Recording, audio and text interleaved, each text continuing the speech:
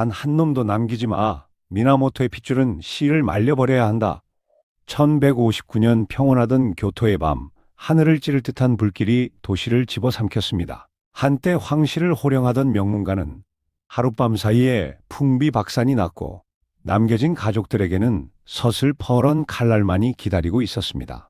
그 비극의 중심에 서 있던 한 여인, 당대 최고의 미녀라 칭송받던 토키와 고젠, 갓 도를 지난 막내 우시와카를 품에 안고 7살, 5살 난 두 아들의 손을 잡은 채 그녀는 눈보라 속을 뛰쳐나갔습니다. 살을 애듯 차가운 눈밭을 헤매던 절망의 밤, 아이들의 목숨을 구걸하기 위해 그녀는 원수의 품으로 걸어 들어가는 치욕을 선택합니다. 오직 훗날만을 기약하며 눈물로 견뎌온 20년의 세월. 그로부터 20년 후 품속의 가난아이는 일본 역사를 뒤바꾼 사무라이가 되어 돌아왔습니다.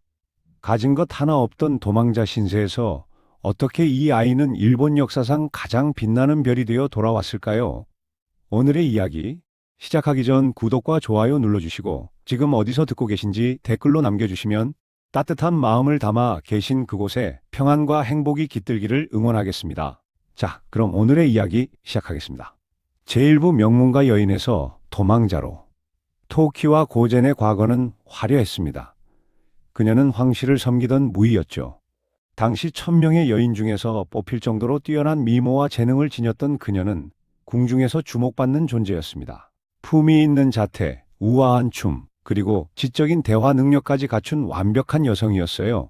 그런 그녀가 미나모토노 요시토모를 만난 것은 운명이었습니다. 요시토모는 당시 미나모토 가문의 촉망받는 무장이었죠. 명문가의 자제이면서도 실력 있는 전사였던 그는 교토에서 영향력을 키워가고 있었습니다. 두 사람은 서로에게 끌렸고 얼마 지나지 않아 결혼했습니다. 토키와의 삶은 행복했습니다. 첫째 아들 이마와카가 태어났고 이어서 둘째 오토와카 그리고 막내 우시와카까지 세 아들을 둔 어머니가 된 토키와는 충만한 나날을 보냈죠. 저택에는 아이들의 웃음소리가 가득했고 남편은 가문에서 점점 더 중요한 위치를 차지해 갔습니다. 당시 일본은 두 개의 거대한 무사 가문이 권력을 놓고 경쟁하던 시대였습니다. 미나모토 가문과 타이라 가문, 두 가문 모두 천황을 옹호한다는 명분 아래 실질적인 권력을 차지하려 했죠. 표면적으로는 평화로웠지만 그 아래에서는 긴장이 흐르고 있었습니다. 토키와는 정치적 소용돌이를 크게 의식하지 않았습니다. 그녀에게 중요한 것은 남편과 아이들, 그리고 평온한 일상이었죠.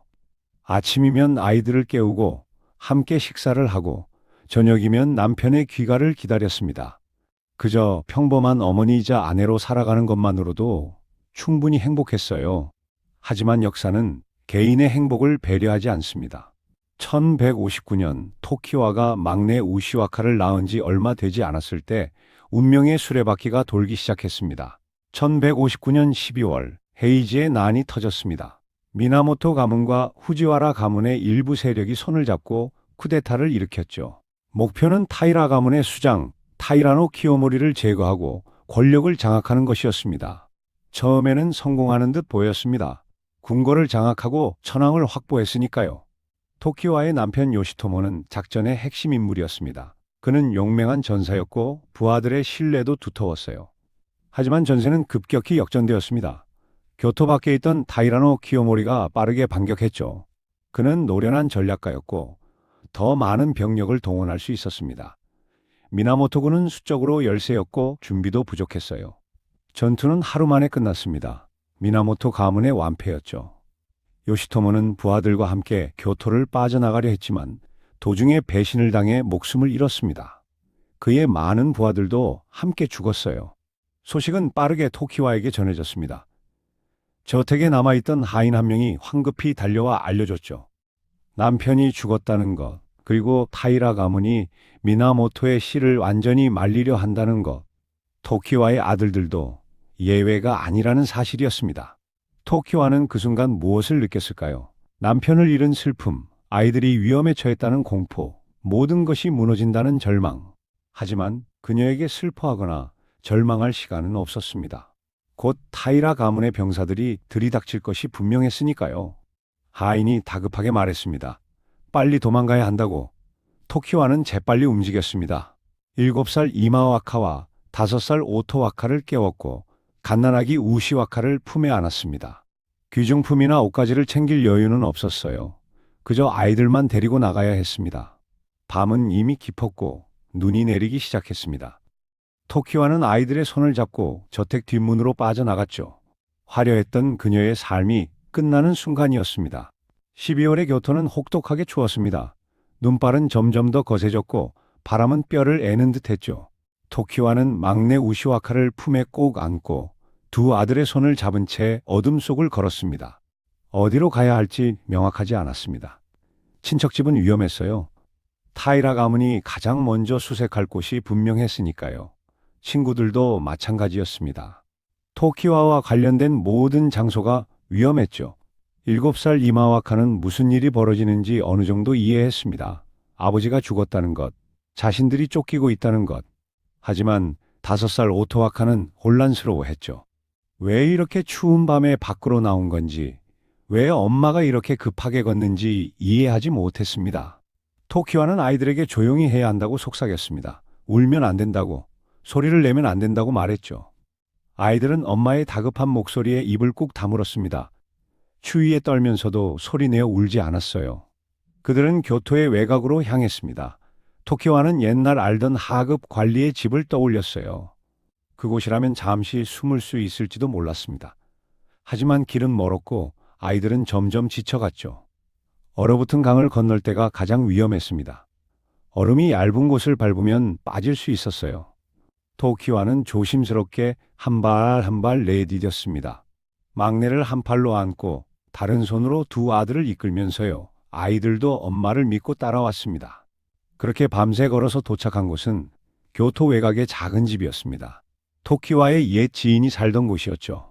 문을 두드리자 놀란 얼굴로 문을 연 주인은 토키와의 처지를 듣고는 망설였습니다. 당연한 일이었어요. 토키와를 숨겨주는 것은 자신의 목숨을 거는 일이었으니까요. 하지만 토키와의 얼굴을 보고 주위에 떨고 있는 아이들을 보고는 차마 외면할 수 없었습니다. 주인은 그들을 안으로 들였고 따뜻한 방과 음식을 제공했죠. 토키와는 그날 밤 처음으로 숨을 돌릴 수 있었습니다. 아이들을 재우고 막내에게 젖을 물리고 그제야 현실을 받아들였어요. 남편이 죽었다는 것, 자신이 과부가 되었다는 것, 그리고 아이들이 죽음의 위협을 받고 있다는 것을.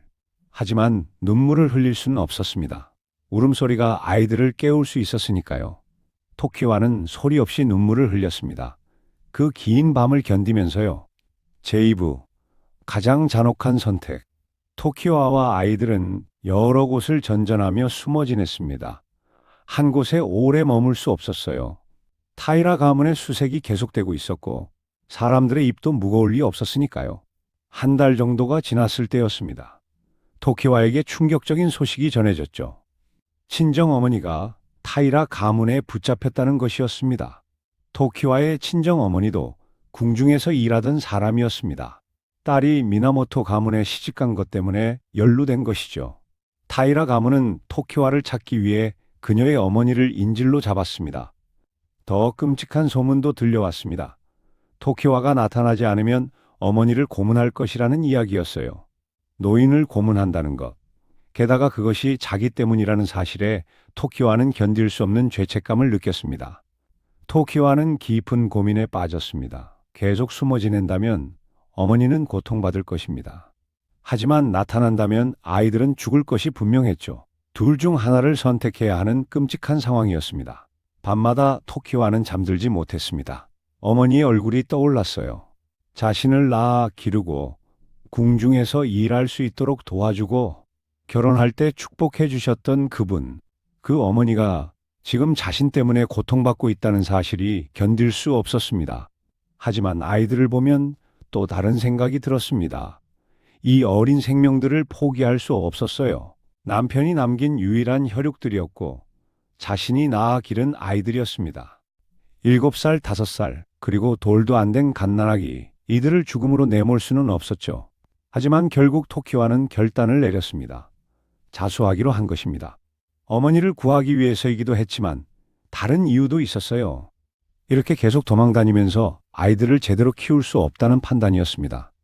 토키와는 한 가지 희망을 품었습니다.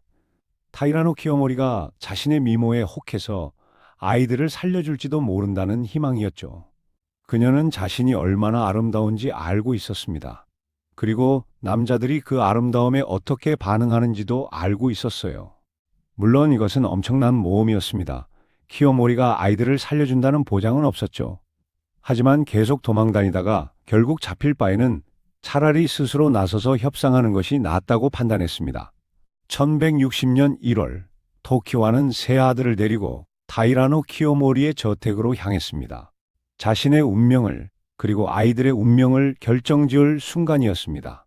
타이라노 키요모리의 저택은 웅장했습니다. 미나모토 가문을 무너뜨리고 권력의 정점에 선 그는 이제 일본에서 가장 강력한 인물이었죠. 저택 곳곳에는 무장한 병사들이 배치되어 있었고 엄숙한 분위기가 흘렀습니다. 토키와는 세 아들의 손을 잡고 저택 안으로 들어갔습니다. 하인들이 놀란 눈으로 그들을 쳐다봤어요. 미나모토노 요시토모의 부인이 스스로 나타난 것이었으니까요. 곧 소식은 키요모리에게 전해졌습니다. 키요모리는 토키와를 자신의 접견실로 불렀습니다. 토키와는 세 아들과 함께 그 앞에 무릎을 꿇었죠. 키요모리는 높은 자리에 앉아 토키와를 내려다봤습니다. 처음 그가 한 말은 간단했습니다. 소문보다 더 아름답다는 것이었죠. 토키와의 미모는 유명했지만 직접 보니 소문 이상이었던 것입니다. 키요모리의 눈빛이 변했어요. 단순한 적의 부인이 아니라 탐나는 여자를 보는 눈빛이었습니다. 토키와는 고개를 숙인 채 말했습니다. 친정어머니를 풀어달라고, 그리고 아이들의 목숨만은 살려달라고 애원했죠. 자신은 어떻게 되어도 좋으니 아이들만은 제발 살려달라고 했습니다. 키요모리는 한참 동안 침묵했습니다. 그는 토키와를 찬찬히 살폈어요. 아름다운 얼굴, 우아한 자태, 그리고 필사적으로 애원하는 모습. 하지만 키요모리는 쉽게 결정을 내리지 않았습니다. 미나모토의 씨를 남겨두는 것은 위험한 일이었으니까요. 특히 아들들은 자라서 복수를 할 수도 있었습니다. 안전을 위해서는 모두 제거하는 것이 맞았죠. 그런데도 키요모리는 망설였습니다. 토키와의 미모가 그를 흔들었던 것입니다. 이 여자를 자신의 것으로 만들고 싶었어요. 그리고 그렇게 하려면 아이들을 살려줘야 했습니다. 접견실의 공기는 무겁게 가라앉았습니다. 토키와는 고개를 숙인 채 키요모리의 결정을 기다렸어요. 세 아들도 조용히 어머니 옆에 앉아 있었습니다. 그들의 운명이 결정되는 순간이었죠. 키요모리는 마침내 입을 열었습니다. 토키와가 자신의 첩이 된다면 아이들의 목숨을 살려주겠다는 것이었습니다. 토키와는 그 순간 온몸이 얼어붙는 것을 느꼈습니다. 남편의 원수, 가문을 멸망시킨 장본인, 자신의 아이들을 죽이려 했던 그 사람의 여자가 되라니. 하지만 선택의 여지가 없었습니다. 거절하면 아이들은 즉시 죽을 것입니다. 그리고 자신도 죽거나 더 끔찍한 운명을 맞이할 것이 분명했죠. 키요모리의 제안은 협상이 아니었습니다. 명령이었어요. 토키와는 고개를 들어 세 아들을 바라봤습니다. 7살 이마와카는 무슨 일이 벌어지는지 어렴풋이 이해하고 있었어요. 어머니가 무언가 큰 희생을 하려 한다는 것을요. 5살 오토와카는 불안한 눈빛으로 어머니를 올려다봤고, 갓난 우시와카는 어머니의 품에서 잠들어 있었습니다. 이 아이들의 미래를 생각했습니다. 이들이 자라서 아버지의 복수를 할 수 있을까? 아니면 최소한 평범하게라도 살 수 있을까? 지금 자신이 내리는 결정이 아이들의 평생을 좌우할 것이었어요. 토키와는 고개를 숙였습니다. 그리고 조용히 대답했죠. 아이들의 목숨을 살려주신다면 무엇이든 하겠다고, 키요모리의 첩이 되겠다고 말했습니다. 키요모리는 만족스러운 표정을 지었습니다. 그는 즉시 명령을 내렸어요. 토키와의 친정어머니를 풀어주고 세 아들은 각각 다른 사찰로 보내라고 했습니다. 승려로 만들면 위협이 되지 않을 것이라고 판단한 것이죠. 토키와는 그날 밤 자신의 운명을 받아들여야 했습니다. 아이들은 잠시 그녀 곁에 머물 수 있었지만 곧 헤어져야 할 것이 분명했어요. 그녀는 아이들을 안고 마지막 밤을 함께 보냈습니다. 토키와가 키요모리의 첩이 된 것은 1160년 초였습니다. 그녀는 화려했던 과거와 완전히 결별해야 했어요. 이제 그녀는 미나모토노 요시토모의 부인이 아니었습니다. 타이라노 키요모리의 여자였죠. 이것이 얼마나 큰 치욕이었는지는 설명하기 어렵습니다. 남편을 죽인 원수의 품에 안긴다는 것, 사랑했던 사람의 적과 함께 잠자리에 든다는 것. 토키와는 매일 밤 자신의 일부가 죽어가는 것을 느꼈어요. 하지만 아이들을 생각하면 견딜 수 있었습니다. 이것이 아이들을 살리는 길이었으니까요. 키요모리의 요구에 순종하고 그의 비위를 맞추고 그가 원하는 여자가 되어야 했습니다. 그래야 아이들이 안전했어요. 아이들에게는 진실을 말할 수 없었습니다. 밤마다 토키와는 죽은 남편을 떠올렸습니다.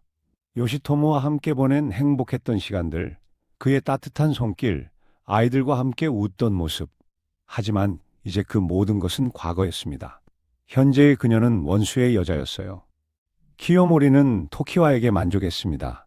그녀는 아름다웠고 교양 있었고 순종적이었죠. 그는 토키와를 자신의 전리품처럼 여겼습니다. 미나모토 가문을 무너뜨리고 그 가문의 가장 아름다운 여인을 자신의 것으로 만들었다는 사실에 우쭐했어요. 토키와는 그 모든 것을 견뎠습니다. 치욕을 삼키고 모욕을 참고 자신의 감정을 숨겼죠. 오직 한 가지 생각만으로 버텼습니다. 아이들은 살아있다는 것. 그리고 언젠가는 이 모든 것이 끝날 것이라는 희망이었습니다. 제3부 20년의 침묵. 키요모리는 약속을 지켰습니다. 세 아들의 목숨은 살려줬죠.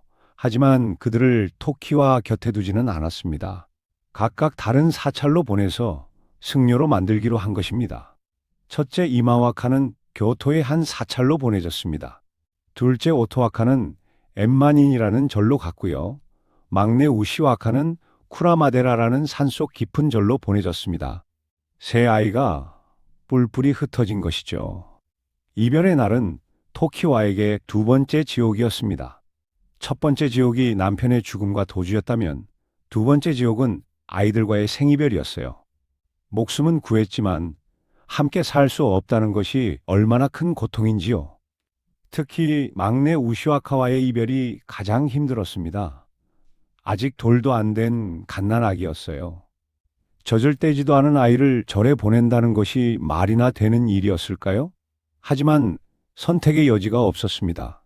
토키와는 마지막 밤을 우시와카와 함께 보냈습니다. 아이를 품에 안고 밤새 울었어요. 아이는 엄마의 눈물이 왜 흐르는지 모른 채 평화롭게 잠들어 있었습니다. 토키와는 그 작은 얼굴을 눈에 새겼죠. 다음 날 아침 절에서 온 승려가 우시와카를 데려갔습니다. 토키와는 아이를 안겨주면서 귓속말로 약속했어요. 엄마가 꼭 찾으러 가겠다고, 언젠가는 다시 함께 살 수 있을 거라고. 하지만 그것이 언제가 될지는 아무도 몰랐습니다. 이마와카와 오토와카도 떠났습니다. 7살 이마와카는 어머니에게 말했어요. 자신은 괜찮다고, 동생들을 잘 돌보라고. 어린 나이에 너무나 의젓한 말이었습니다.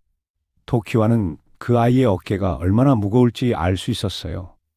5살 오토와카는 끝까지 이해하지 못했습니다.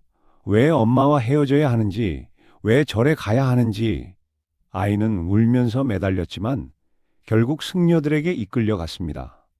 토키와는 그 모습을 보며 가슴이 찢어지는 것 같았어요. 세 아들이 모두 떠난 후 토키와는 텅 빈 방에 홀로 남았습니다. 아이들의 웃음소리도 울음소리도 없는 적막한 공간. 그녀는 그날 밤 소리내어 울었습니다. 누구도 듣지 못하도록 이불을 뒤집어 쓰고 울었죠. 하지만 다음날 아침이 되면 다시 일어나야 했습니다. 키요모리의 첩으로서의 역할을 계속해야 했어요. 아이들이 안전하게 자랄 수 있도록 키요모리의 비위를 맞춰야 했습니다. 그것이 어머니로서 할 수 있는 유일한 일이었죠. 쿠라마데라는 교토에서 북쪽으로 멀리 떨어진 산속에 있는 절이었습니다. 울창한 숲으로 둘러싸인 이곳은 속세와 완전히 단절된 곳이었죠. 우시와카는 이 절에서 자라났습니다. 절의 승려들은 우시와카를 승려로 키우려 했습니다. 경전을 가르치고 예불을 시키고 속세를 잊게 만들려 했죠. 하지만 우시와카는 다른 아이들과 달랐습니다. 어려서부터 남다른 기운이 있었어요. 우시와카는 자라면서 자신의 출신을 알게 되었습니다. 아버지가 미나모토노 요시토모였다는 것, 타이라 가문에게 살해당했다는 것, 그리고 자신이 여기 있는 이유가 목숨을 부지하기 위해서라는 것도요. 이 사실을 알고 난 후 우시와카는 변했습니다. 승려가 되기를 거부했죠. 대신 밤마다 절을 빠져나가 산속을 헤맸습니다. 그곳에서 혼자 검술을 연습했어요. 정확히 누가 그에게 검술을 가르쳤는지는 기록마다 다릅니다. 어떤 기록에는 산속의 은둔자가 가르쳤다고 하고 어떤 기록에는 청구라는 전설적인 존재가 가르쳤다고 합니다. 하지만 확실한 것은 우시와카가 뛰어난 무술 실력을 갖추게 되었다는 것이죠. 우시와카는 다짐했습니다. 언젠가 어머니를 구하겠다고, 아버지의 원수를 갚겠다고, 그리고 미나모토 가문을 다시 일으키겠다고요. 어린 소년의 결의였지만 그 의지는 확고했습니다. 밤마다 산속에서 칼을 휘두르는 우시와카의 모습은 처절했습니다. 추운 겨울에도 비가 오는 날에도 그는 멈추지 않았어요. 땀을 흘리고 손에 물집이 잡히고 근육이 아파도 계속 연습했습니다. 승려들은 우시와카를 통제할 수 없었습니다. 그는 점점 더 반항적이 되었고 절의 규율을 따르지 않았죠. 하지만 감히 키요모리가 보낸 아이를 처벌할 수도 없었습니다. 그저 지켜볼 수밖에 없었어요. 우시와카는 자라면서 어머니를 그리워했습니다. 얼굴조차 기억나지 않는 어머니였지만 그 존재는 그의 마음속에 깊이 새겨져 있었죠. 언젠가 어머니를 만나겠다는 꿈을 꾸며 하루하루를 견뎠습니다. 토키와는 키요모리의 첩으로 몇 년을 지냈습니다. 그러던 어느 날 키요모리가 그녀에게 새로운 명령을 내렸어요. 후지와라 노리카타라는 귀족과 재혼하라는 것이었습니다. 이것은 키요모리의 정치적 계산이었습니다. 토키와를 후지와라 가문과 연결시킴으로써 정치적 이득을 얻으려 한 것이죠. 또한 토키와가 자신의 첩으로만 있는 것보다 다른 남자에게 시집 보내는 것이 더 안전하다고 판단했을 수도 있습니다. 토키와에게 이것은 또 다른 굴욕이었습니다. 사랑했던 남편이 있었고 그 남편의 원수에게 몸을 허락했고 이제는 전혀 모르는 남자와 재혼해야 했어요. 자신의 인생에 대한 결정권이 전혀 없었습니다. 하지만 역시 거부할 수 없었습니다. 키요모리의 명령이었고 아이들의 안전이 달린 문제였으니까요. 토키와는 순종했습니다. 후지와라 노리카타와 재혼했죠. 노리카타는 토키와보다 나이가 많은 귀족이었습니다. 그는 토키와의 과거를 알고 있었어요. 미나모토의 과부였고 키요모리의 첩이었다는 것을요. 하지만 토키와의 미모와 교양에 끌렸고 정치적 이유도 있었기에 결혼을 받아들였습니다. 새로운 결혼 생활이 시작되었습니다. 토키와는 노리카타의 아내로서의 역할을 수행했어요. 그와의 사이에서 딸도 낳았습니다. 겉으로 보기에는 평범한 귀족 부인의 삶이었죠. 하지만 토키와의 마음은 늘 다른 곳에 있었습니다. 새아의 아들이 있는 사찰들이었어요. 이마와카는 어떻게 지내고 있을까? 오토와카는 건강한가? 우시와카는 얼마나 자랐을까? 밤마다 그런 생각을 하며 잠들었습니다. 노리카타는 나쁜 남편은 아니었습니다. 토키와를 존중했고 폭력을 휘두르지도 않았어요. 하지만 토키와는 그를 사랑할 수 없었습니다. 마음은 이미 죽은 남편에게 그리고 만날 수 없는 아들들에게 가 있었으니까요. 이렇게 토키와의 삶은 계속되었습니다. 겉으로는 평온해 보였지만 내면은 늘 슬픔과 그리움으로 가득했죠. 하지만 아무도 그것을 알 수 없었습니다. 토키와는 완벽하게 자신의 감정을 숨겼으니까요. 토키와는 아이들과 완전히 단절된 것은 아니었습니다. 가끔씩, 아주 가끔씩 소식을 전할 수 있었어요. 신뢰할 수 있는 하인을 통해서였습니다. 편지는 짧았습니다. 길게 쓸 수 없었어요. 만약 발각되면 아이들에게 위험이 될 수 있었으니까요. 토키와는 조심스럽게 암호처럼 편지를 썼습니다. 엄마는 잘 있다고, 너희를 생각한다고, 건강하게 자라라고. 하지만 답장을 받을 수는 없었습니다. 일방적인 소식 전달이었죠. 아이들이 편지를 받았는지 읽었는지 어떤 반응을 보였는지 알 수 없었습니다. 그저 전달되었기를 바랄 뿐이었어요. 가끔 하인을 통해 아이들의 소식이 들려왔습니다. 이마와카는 절에 잘 적응하고 있다고, 오토와카는 건강하게 자라고 있다고, 우시와카는 승려가 되기를 거부하고 검술을 연습한다고요. 우시와카의 소식을 들었을 때 토키와는 복잡한 감정을 느꼈습니다. 한편으로는 자랑스러웠어요. 아들이 아버지를 잊지 않고 있다는 증거였으니까요. 하지만 다른 한편으로는 걱정되었습니다. 너무 반항적이면 키요모리의 눈에 띌 수 있었어요.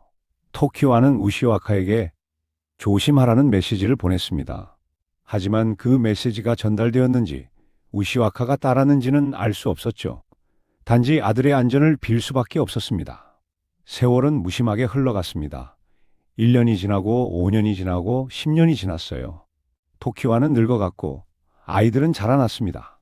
하지만 그들은 만날 수 없었죠. 10년이 지났을 때 토키와는 40살이 넘었습니다.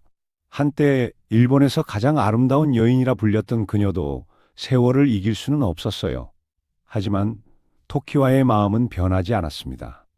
아이들을 향한 사랑은 시간이 지날수록 더 깊어졌어요. 만나지 못하는 만큼 그리움은 더 커졌습니다. 15년이 지났을 때 토키와는 아이들이 어떤 모습으로 자랐을지 상상했습니다. 이마와카는 22살이 되었을 것이고, 오토와카는 20살, 우시와카는 16살. 이제 어른이 된 아들들을 한 번도 보지 못했어요. 간혹 소식이 들려왔습니다.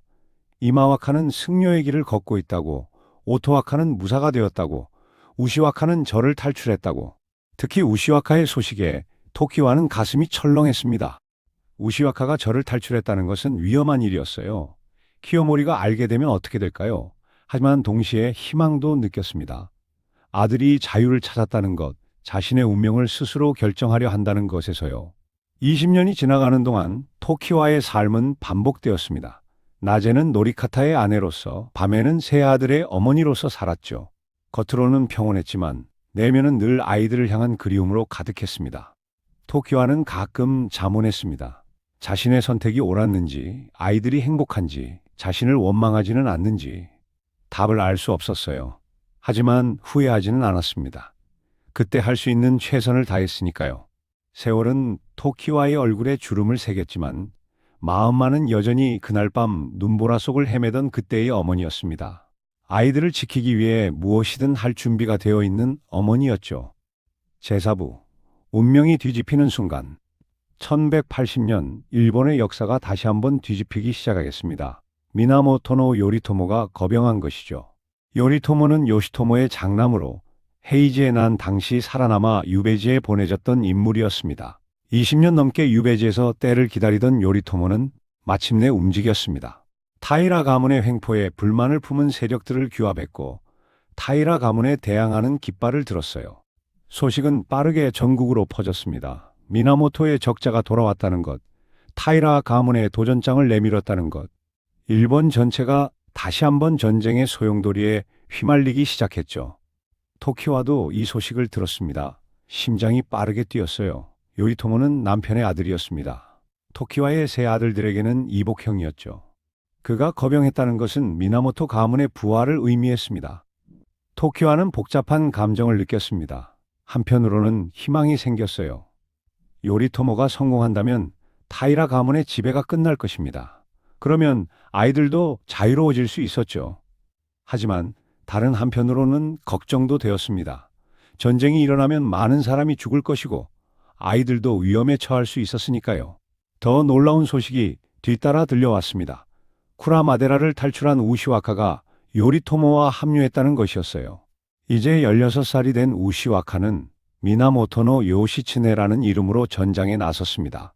토키와는 그 소식을 듣고 얼마나 울었는지 모릅니다. 20년 만에 아들의 소식을 제대로 들은 것이었어요. 그 아이가 이제 전사가 되어 전장에 나섰다는 것. 자랑스러우면서도 두려웠습니다.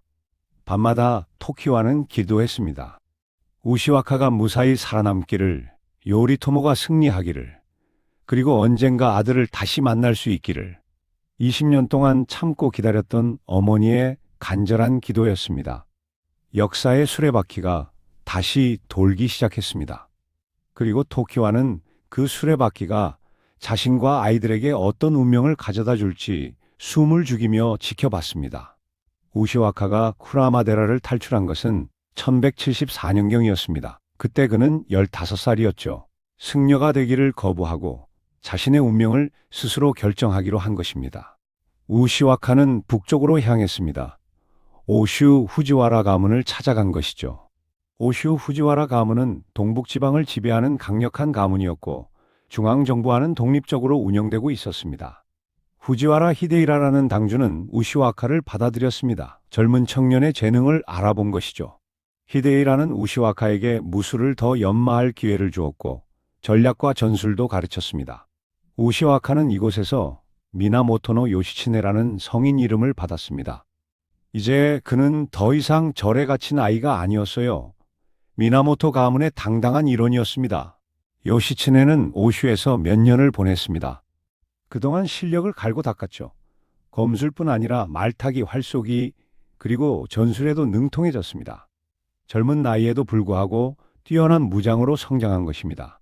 1180년 이복형 요리토모가 거병했다는 소식을 들었을 때 요시츠네는 즉시 결정을 내렸습니다. 형을 찾아가기로 한 것이죠. 히데이라는 만류했지만 요시츠네의 결의는 확고했습니다. 요시츠네는 소수의 부하들과 함께 남쪽으로 향했습니다. 위험한 여정이었어요. 타이라 가문의 세력권을 통과해야 했으니까요. 하지만 요시츠네는 조심스럽게 움직였고 마침내 요리토모가 있는 곳에 도착했습니다. 형제의 재회는 감동적이었습니다. 요리토모는 어린 동생이 훌륭한 전사로 성장한 것을 보고 기뻐했어요. 요시츠네는 형에게 충성을 맹세했고 함께 타이라 가문과 싸우겠다고 약속했습니다. 요리토모는 요시츠네의 능력을 시험해보고 싶어 했습니다. 그래서 작은 전투에 보냈죠. 그리고 요시츠네는 기대 이상의 성과를 보여줬습니다. 탁월한 전술과 용맹함으로 적을 물리친 것이죠. 이제 요시츠네는 미나모토 가문의 중요한 전력이 되었습니다. 젊고 재능 있고 용감한 장수.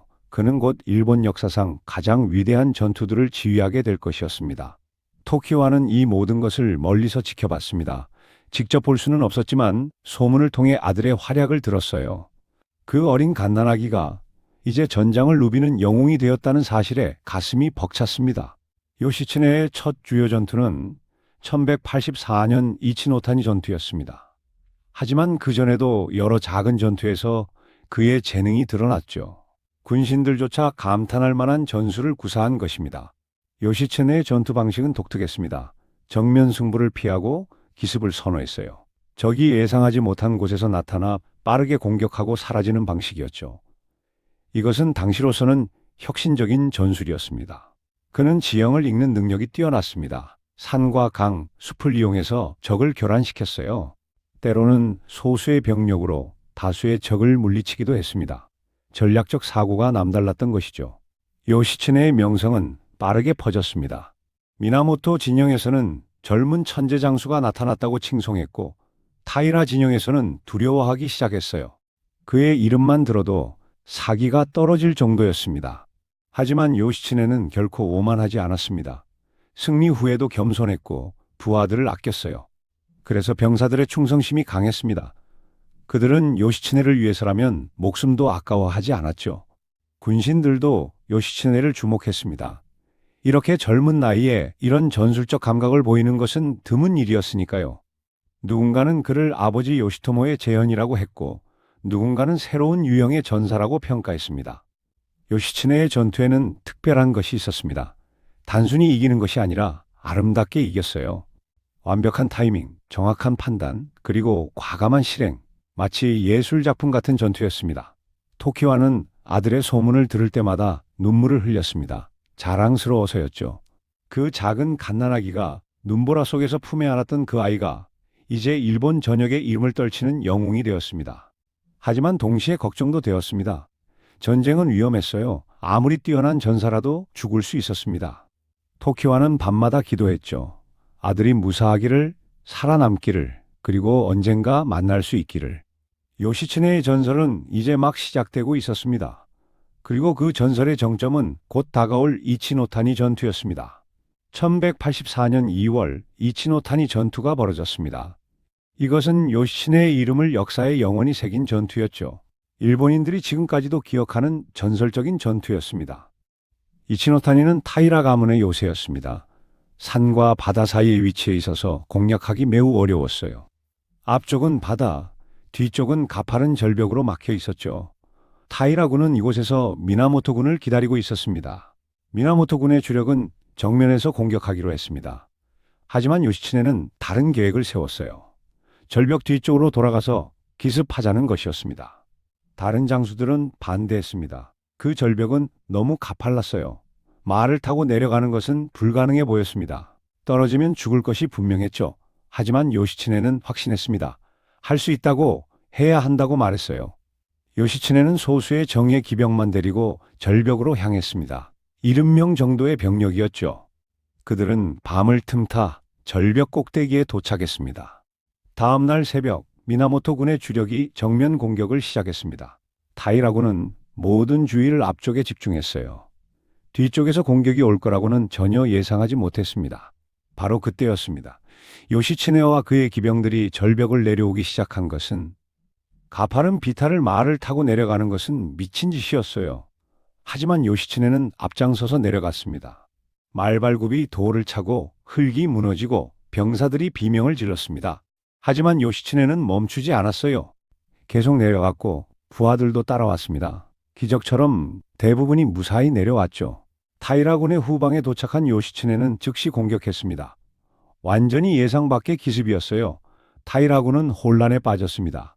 뒤에서 적이 나타날 거라고는 꿈에도 생각하지 못했으니까요. 요시츠네의 기병들은 타이라군의 진영을 휘저었습니다. 혼란이 퍼졌고 공포가 번졌어요. 앞에서는 미나모토 군의 주력이 공격하고 뒤에서는 요시츠네가 기습하니 타이라군은 견딜 수 없었습니다. 전투는 미나모토 군의 압도적 승리로 끝났습니다. 타이라군은 무너졌고 많은 장수들이 목숨을 잃었어요. 요시츠네는 불가능을 가능으로 만든 것입니다. 이 전투 이후 요시츠네의 명성은 하늘을 찔렀습니다. 사람들은 그를 천재라고 불렀고 신이 내린 전사라고 칭송했어요. 미나모토 가문의 아들이 돌아왔다는 말이 퍼졌습니다. 토키와는 이 소식을 듣고 얼마나 울었는지 모릅니다. 기쁨의 눈물이었어요. 아들이 해냈습니다. 그 작은 아기가 이제 영웅이 되었습니다. 20년 동안 기다린 보람이 있었죠. 하지만 전쟁은 아직 끝나지 않았습니다. 타이라 가문은 여전히 강력했고 더 큰 전투들이 기다리고 있었어요. 요시츠네의 전설은 계속될 것이었습니다. 제오부 20년 만의 정의. 이치노타니 전투 이후 요시츠네는 승승장구했습니다. 1185년 야시마 전투에서도 뛰어난 전술로 승리를 거뒀죠. 이 전투는 바다에서 벌어진 것이었습니다. 야시마는 시코쿠 섬 근처에 있는 타이라 가문의 또 다른 거점이었습니다. 바다로 둘러싸여 있어서 공략하기 어려웠어요. 타이라 가문은 수군이 강했기 때문에 바다에서는 유리했습니다. 하지만 요시츠네는 또다시 기습 전술을 사용했습니다. 폭풍우가 몰아치는 밤을 이용해서 소수의 배로 접근한 것이죠. 다른 장수들은 말렸습니다. 폭풍우 속에서 항해하는 것은 자살 행위라고요. 하지만 요시츠네는 듣지 않았습니다. 오히려 폭풍우가 좋은 어모가 될 거라고 말했어요. 그리고 실제로 성공했습니다. 타이라군은 이런 날씨에 적이 올 거라고 예상하지 못했으니까요. 야시마에 도착한 요시츠네는 해안에 불을 질렀습니다. 큰 화재처럼 보이게 만든 것이죠. 타이라군은 대군이 상륙했다고 착각했습니다. 실제로는 소수의 병력이었지만요. 혼란을 틈타 요시츠네는 핵심 시설들을 공격했습니다. 타이라군이 정신을 차리고 반격하려 할 때쯤 미나모토 군의 주력이 도착했어요. 완벽한 타이밍이었습니다. 야시마 전투도 미나모토 군의 승리로 끝났습니다. 타이라 가문은 또 하나의 거점을 잃었죠. 이제 그들에게 남은 것은 바다뿐이었습니다. 연이은 승리로 요시츠네의 명성은 더욱 높아졌습니다. 백성들은 그를 영웅으로 떠받들었어요. 노래와 이야기에 그의 이름이 등장하기 시작했습니다. 타이라 가문은 절망에 빠졌습니다. 어떻게 해도 요시츠네를 막을 수 없었어요. 그는 마치 귀신처럼 나타나서 공격하고 사라졌습니다. 예측할 수 없는 전술, 기상천외한 발상, 그리고 완벽한 실행. 이 시기에 타이라노 키요모리는 이미 죽은 후였습니다. 1181년에 병으로 사망한 것이죠. 토키와는 그 소식을 들었을 때 복잡한 감정을 느꼈습니다. 20년 넘게 자신을 지배했던 남자가 죽었다는 것, 원수였지만 아이들의 목숨을 살려준 사람이기도 했죠. 키요모리의 죽음으로 타이라 가문은 약화되었습니다. 새로운 지도자들은 키요모리만큼 강력하지 못했어요. 그리고 요시츠네라는 천재 전략가를 상대해야 했습니다. 전세는 완전히 미나모토 쪽으로 기울었습니다. 이제 최후의 결전만 남았어요. 타이라 가문을 완전히 무너뜨릴 마지막 전투, 단노우라 해전이었습니다. 1185년 4월 25일, 단노우라 해협에서 일본 역사를 바꾼 해전이 벌어졌습니다. 타이라 가문의 운명이 결정되는 순간이 왔습니다. 니노아마라는 여인이 어린 안토쿠 천황을 안고 바다에 뛰어든 것입니다. 천황은 겨우 8살이었어요. 타이라 가문은 천황까지 데리고 바닷속으로 사라졌습니다. 주요 장수들도 차례로 바다에 뛰어들었습니다. 살아서 포로가 되느니 죽음을 택한 것이죠. 타이라 가문의 700년 역사가 바닷속으로 가라앉았습니다. 해전은 미나모토군의 완승으로 끝났습니다.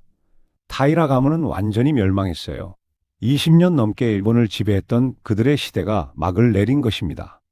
단노우라 해전 후 요시츠네는 교토로 돌아왔습니다. 영웅으로서의 개선이었죠.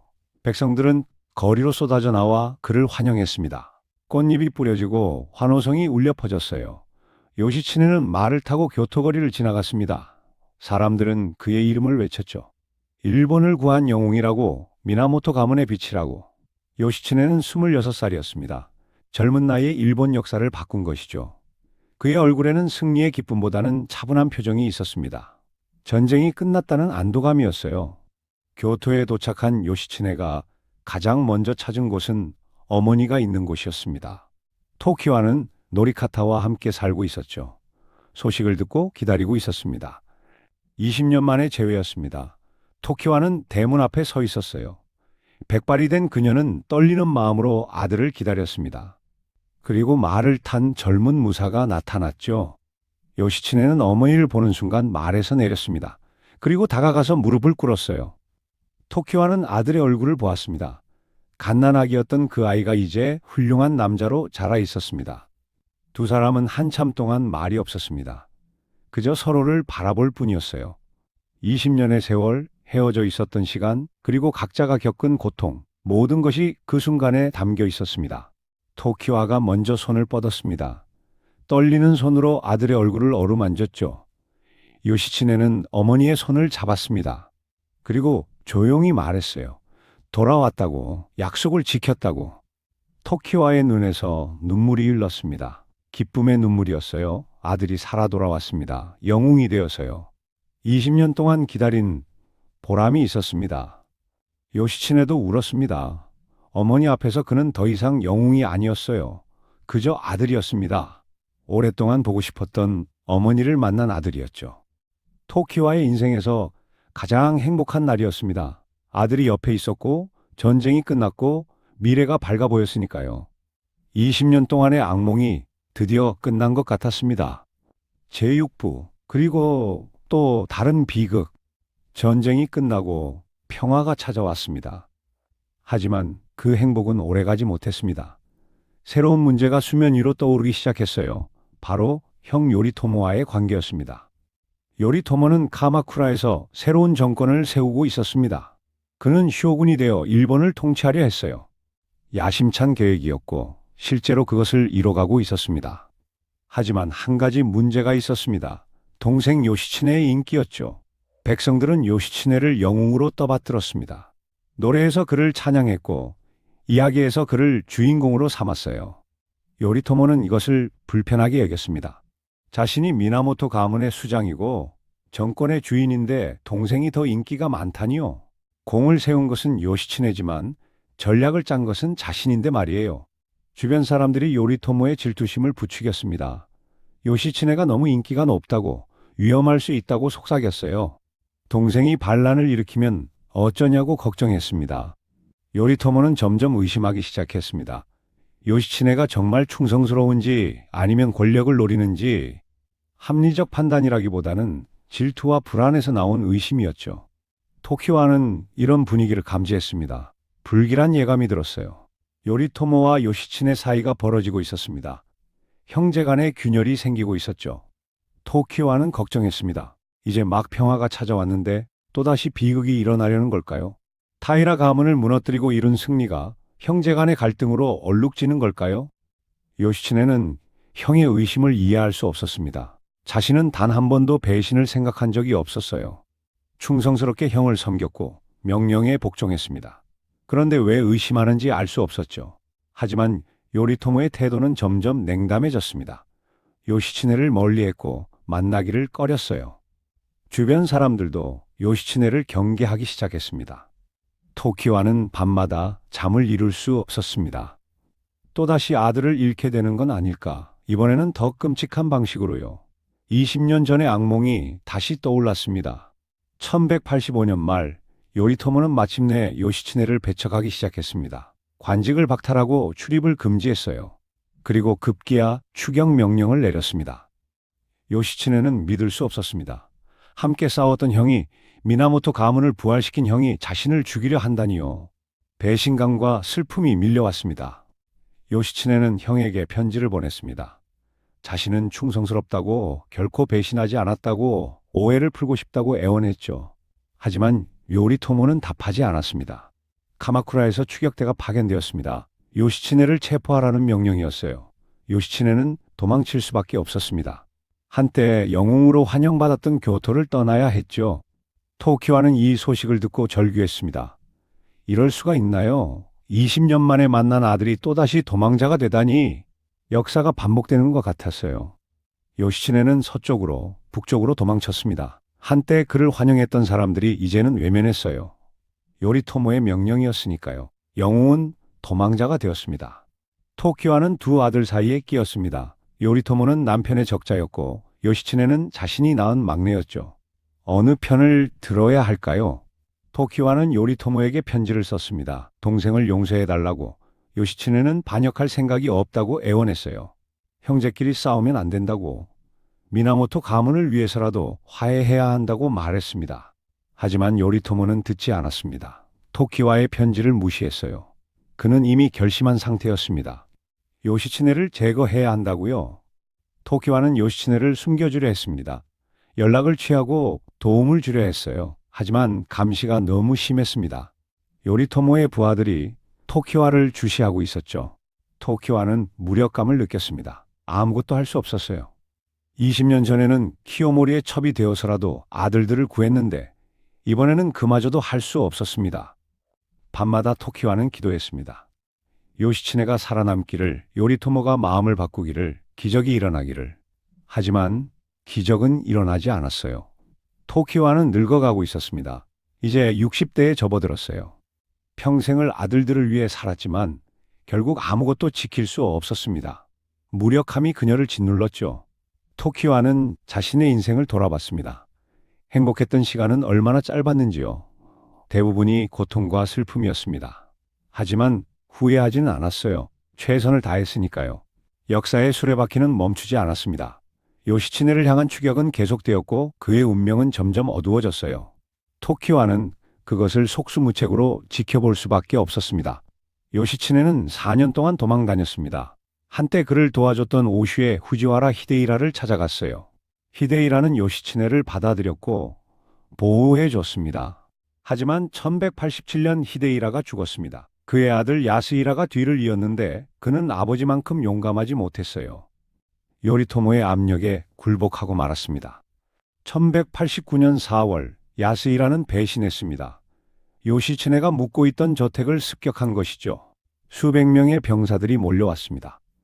요시츠네는 싸웠습니다. 충직한 부하들과 함께 끝까지 저항했어요. 하지만 중과부적이었습니다. 부하들이 하나씩 쓰러졌고 요시츠네는 포위당했습니다. 마지막 순간 요시츠네는 자결했습니다. 1189년 4월 30일, 31세의 나이였어요. 일본 역사상 가장 위대한 전사 중 한 명이 비극적으로 생을 마감한 것입니다. 소식은 교토로 전해졌습니다. 토키와는 그 소식을 듣고 쓰러졌어요. 며칠 동안 일어나지 못했습니다. 살아야 할 이유를 찾을 수 없었죠. 토키와는 절규했습니다. 내가 지켜낸 아이를, 20년 동안 지켜낸 그 아이를 내가 지켜내지 못했다고. 키요모리의 첩이 되어서까지 살린 아들을 결국 잃고 말았다고요.